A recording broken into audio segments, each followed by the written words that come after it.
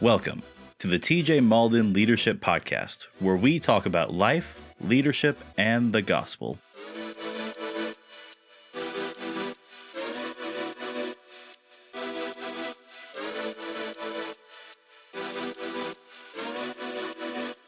Hey, glad you joined us this week on the podcast. I'm so glad to have you here. This week, I want to talk about vulnerability. This is something that on our staff, among my group of friends, even in my family, even though we've read books about vulnerability, we've talked about being vulnerable, we've listened to podcasts, it seems that vulnerability in leadership is extremely difficult. And it's something that I think maybe it's Hollywood, maybe it's culture. It's kind of ingrained into not only men and women, but it's kind of that tough guy mentality. I think sometimes you get like, we don't share our emotions, we don't share our feelings, we don't share our struggles, we don't share those things. We have to kind of stay guarded, right?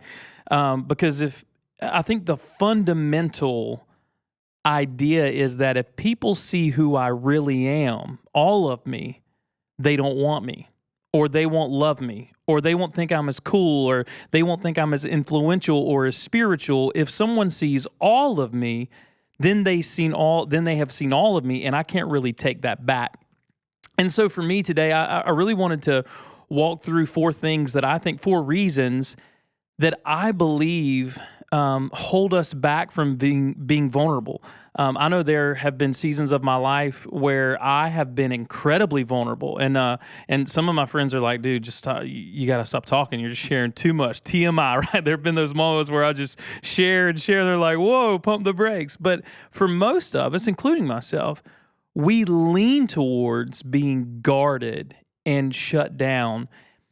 And there's four reasons, at least four in my own life, and I think in the life of a lot of my team, that I've been able to identify as reasons why we forego being vulnerable, or we don't want to be vulnerable. And the first reason is because as people, when I say this, you're probably going to think of a moment, or maybe even a person, or this may even trigger some emotion for you. But you've been in a scenario before, there's no doubt you have, where you shared something that was a moment of vulnerability, whether it was a hurt, a habit, a hang up, a flaw, a dream, maybe. And that information leaked from the place that you shared it from. Maybe it was something that you were struggling with, or something that you were dreaming about, or something that you wanted to do, and you trusted someone with that information. You opened up a part of your heart, a part of your mind, a part of yourself to someone. You trusted them with that information. And then they took that information and did whatever they wanted to with it. So the places that you have now, or the places that you thought were safe, places that you thought you could share your heart, are no longer safe. And so instead of, I believe as humans, instead of finding places where we can foster vulnerability and safety in conversation and transparency, we just get really comfortable at walling ourselves in. And kind of brick by brick, we put walls around our emotions, we put walls around our dreams, and sometimes we even put walls around our suffering, and we think if I can just build these walls high enough, then I'll be guarded enough to where I'll be safe. And what we don't realize is that in an attempt to create safe places for ourselves, oftentimes we've created prisons.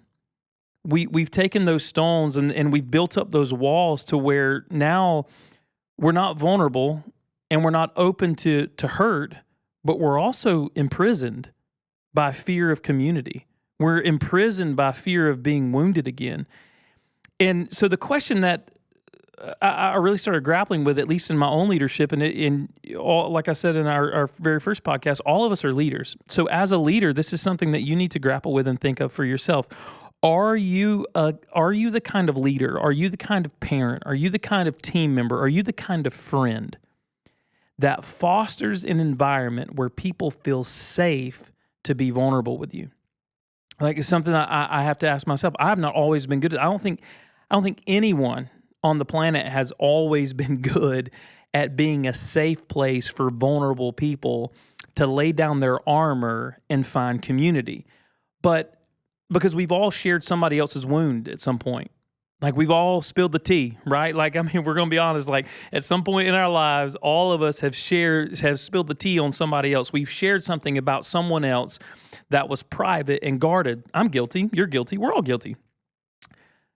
So I think my challenge would be today on this first idea of creating a safe place. And I don't mean create safe spaces in the way that our culture thinks of safe spaces, right? A place where you're not challenged, you're not confronted, you're not face to face with the truth and there's no confrontation. That's not what I'm talking about. I'm talking about a place that feels like family where you can unpack your baggage, be seen, heard, known, and healed.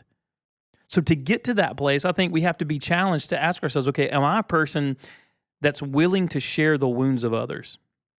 Am I the kind of leader or am I the kind of person that is willing to talk about other people to other people? That's the first thing. The second thing would be, am I complicit? This is something that I've had to work on in my own life. There was a season where I was like, oh man, I'm not gossiping about anybody. I'm not talking about anybody. But I would be complicit in other people talking about other people. So, and like I said, this is like a lifelong challenge, I think, a lifelong battle and challenge, because we always justify it, right? We justify not being a safe place when we're called to be, as leaders, are supposed to be a safe place. So ask yourself those two questions. And are you someone that's willing to share the wounds of others? Do you spill the tea all the time on other people? Number one. And if you are, just one, repent of that and maybe begin to do some self-evaluation and really work on that, on keeping your mouth shut and being a safe place. And then next, like, ask yourself, am I complicit? Like, maybe you're not talking, but maybe you should talk on behalf of the person that's being talked about. Maybe you could be that one person that's in a friend group or in a peer group that shuts down the conversation when it's about someone that's not in the room. So ask yourself, am I the kind of leader that creates safety for my friends, for my family? Am I the kind of man, am I the kind of woman that my team can come to and unpack their burdens and know that those burdens, those issues, those dreams are safe with me? All right. So that's number one, creating that safe place. Number two would be, when I think about why people push back against vulnerability, or why I think there's an assault on vulnerability, is because we live in a world right now where the need for approval is through the roof. Everyone needs to be, we live in a world where I need to be affirmed. I need to be praised. I need to be liked, so much so that I'm willing to pay whatever cost I have to be liked. So instead of being vulnerable, I'm going to put on a mask. Instead of being vulnerable and being honest and being open, I'm going to do whatever it takes. I'm going to be whatever version of myself I have to be to gain the likes and approval of people around me. I think social media heightened, or at least has flooded us with that idea, right? Like we want the likes, right? Endorphins in our brain genuinely like get spiked and go crazy whenever we see more likes and more likes and more likes. So we've been conditioned not to be real, not to be open, and not to be vulnerable, but we've been conditioned to be liked, to be loved, even if it's not for who we are, but for the image that we present. So I think the need for approval, our need as humans, the need to be approved and to be liked really fights against the idea that we can be vulnerable and we can expose ourselves, our hearts, and our hurts to people. Because, and I'll go back to what I kind of open with, it's so true that, and I'll phrase this right so you grab it. I can't tell you how many people I've had conversations with, and I know you have too, where people think if I really unpack who I am, if people really see the dirt and the grime and the struggles that I have, then they're not going to like me anymore. They're not going to want to be my friend. They're not going to want me in their circle. If people really knew what I've been through or what I've walked through, then they're not really going to want me. And can I just encourage you for a minute? If you're keying in and tuning in today, like first, like I said, we're always going to talk about life, leadership, and the gospel. So I believe firmly today that you are loved and wanted and affirmed by a holy God who gave his only son to win you back. Like God demonstrated his love in this, that while we were yet sinners, Christ died for us. So you are valuable to the King of Kings. He paid an incredibly high cost to get you back and to bring you home. So the idea that you have to be something or someone other than you are to be liked and loved is off the table. God knows who you are. He knows what you've been through. And hear me say this, if you surround yourselves with the right kinds of people, then they're going to love you too. No matter what your baggage or your brokenness is, no matter what you bring to the table, you surround yourself with the kind of people that love God and love people, you will be loved. One of my greatest fears, and being a parent now, watching my kids grow up, and watching, especially our 6-year-old, he's very shy, he's reserved, he's to himself, and he's different. You know, he's at that age where he's kind of different versions of himself. If he gets around his buddies, he'll climb the monkey bars and do the thing. But if he's around larger groups, he really just kind of wants to hide behind mom and dad. And one of my greatest fears is that people will never get to see who he really is because of his shyness and how timid he is. Because he's so funny and he's quick, he's witty, and he's quick, he's sharp. But as a parent, and I know you aren't like, TJ, you're 6 years old, get over it, dude. But I really think, like, one of my fears is that the world will not get to see Cam being Cam. And I'm just a flawed dad that don't have all the answers. I don't have all the answers, and I don't know what I'm doing half the time as a parent. And I feel that way about Cam. I want the world to see Cam. All of his flaws, his little idiosyncrasies, like I want them to see how incredibly smart he is and talented and funny. I want them to see Cam. And God is he's such a better dad than I am. He's such a better father. And so that I know, being an imperfect dad, that our perfect father wants us to lay down the mask. He wants us to tear down the wall, the imprisoned fake safety wall that we've built. And he wants us to be able to be vulnerable and be who we really are and who we've been called to be. The third thing, as I track through these 4 points, 4 reasons why I think we hold back from vulnerability. Not only do we not feel like we have safe places, not only is our need for approval incredibly high, but I think people have valued looking better as being more important than being better. And we can't grow, we will not grow, unless we embrace the reality that there are going to be moments of difficulty and failure. There are going to be moments where we have to, John Maxwell wrote a great book called Failing Forward. There are going to be moments where we have to embrace the struggle, and we will fail.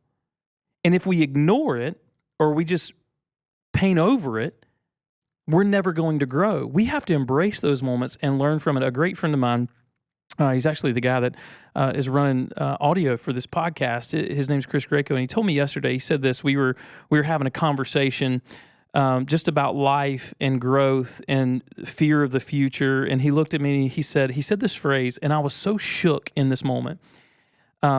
He said, TJ, growth is not always linear. And so, and when he said that, I was just like, it's like this light bulb went off in my mind. And I love stocks. Like, I love watching the stock market.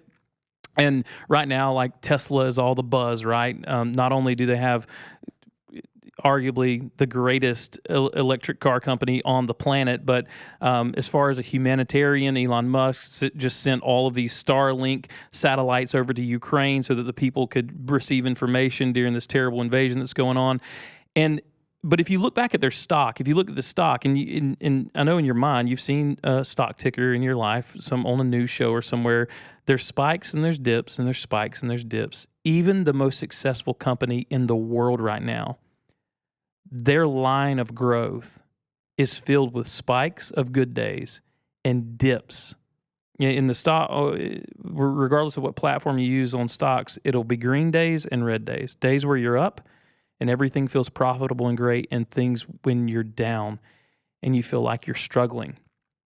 And so my encouragement as we think about the third reason why we hold off on being vulnerable is because we want to look better than actually be better. Listen, it's embracing in those valley moments. The way that we get better is in those valley moments, choosing to be vulnerable, ask for help, find help, get good help, seek prayer, seek counsel, go to counseling, whatever it is, whatever things are in your life that you keep laying that mask over. And, I want to look like a good dad. Well, God wants you to be a good dad. I want to look like a happy family. Well, I think God's plan for you is to actually be a happy family. I want to look professional in my job. Well, I think it would be really cool if you were professional. So embrace those moments of lowness in those weak areas in your life and use those moments to pinpoint areas that you need to submit to growth and vulnerability. Because like a great friend told me, growth is not always linear. There's spikes and there's dips. And when there are those dips, those down days, seek counsel, seek help, and be vulnerable. Number 4, and this is really where we'll wrap up today together. I think the biggest reason, truly believe that the biggest reason that we do not share our hearts with people and unpack our vulnerability, having done premarital counseling and marital counseling and counseling our college students, I realize that oftentimes vulnerability is the last thing that people resort to fix something. Like they'll read self-help books. They'll do anything in the world, right? Like they'll try to go on more dates, right? They'll read their Bible more. They'll pray more. When sometimes the simplest solution is just looking that person in the eye, looking that spouse, that kid, that friend, that leader, whoever, that person following you in a task, looking them in the eye and being clear, transparent, and vulnerable. And you say, well, TJ, it just sounds so easy. Why don't we do it then? And this is what I believe. Number 4, you can't undo vulnerability. You can't back up once you've been vulnerable. And that's why it's such a scary proposition, right? Once I unpack, once I open my heart up, now that gives you the power. And leader, I'm talking to you today. If you're leading your home, if you're leading your family, if you're leading your team, you need to understand the privilege of being a place where people share their hearts with. Because once that vulnerability is given, then you hold power in someone's life. You hold information, you hold power, you know what their pains are, their struggles, their insecurities, and you have the power either to help lead them out of that or use that and weaponize it against them. That's why people don't want to be vulnerable, because you can't undo it.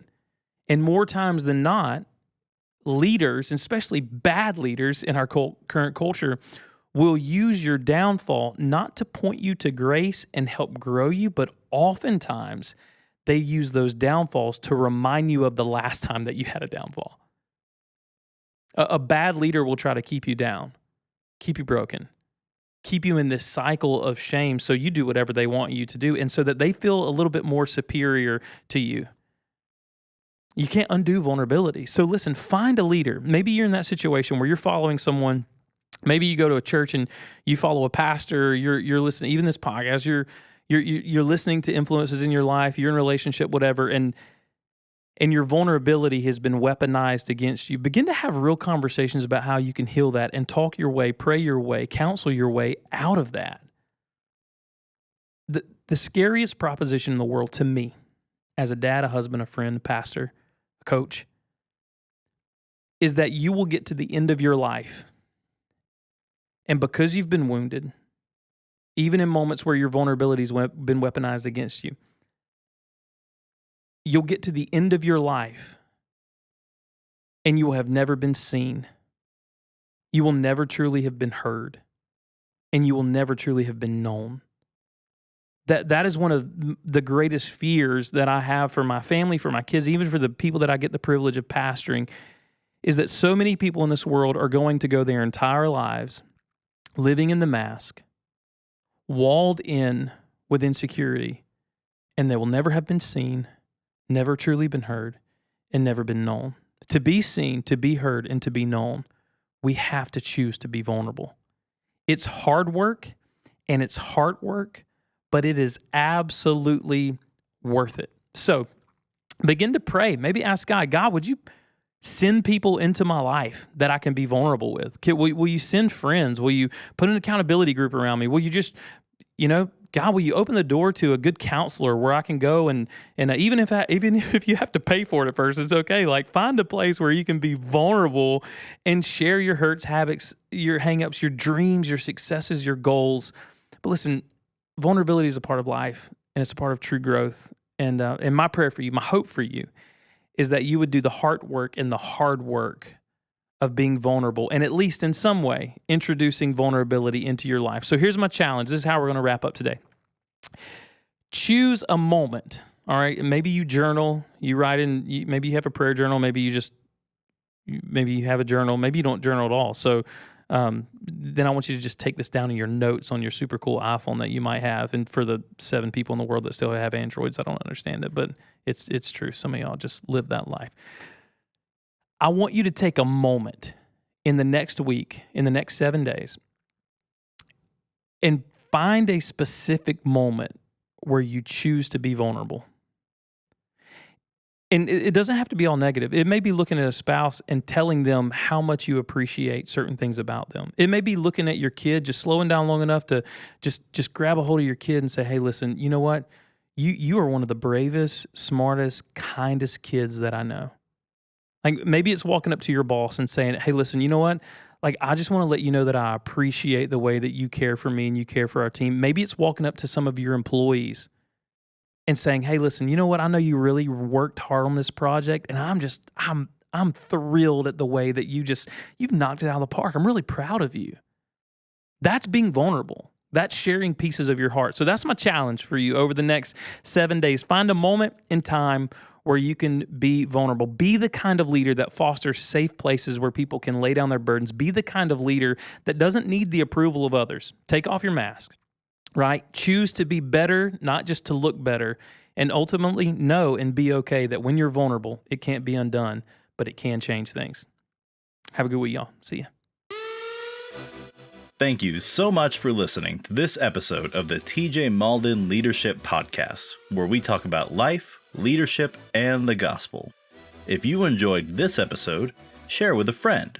For more content, follow us on Instagram and YouTube. If you have any questions you would like to ask TJ, whether it is about life, leadership, or the gospel, you can email those to tjmauldinleadershippodcast@gmail.com. Thank you again for listening, and we hope you join us again on the TJ Mauldin Leadership Podcast.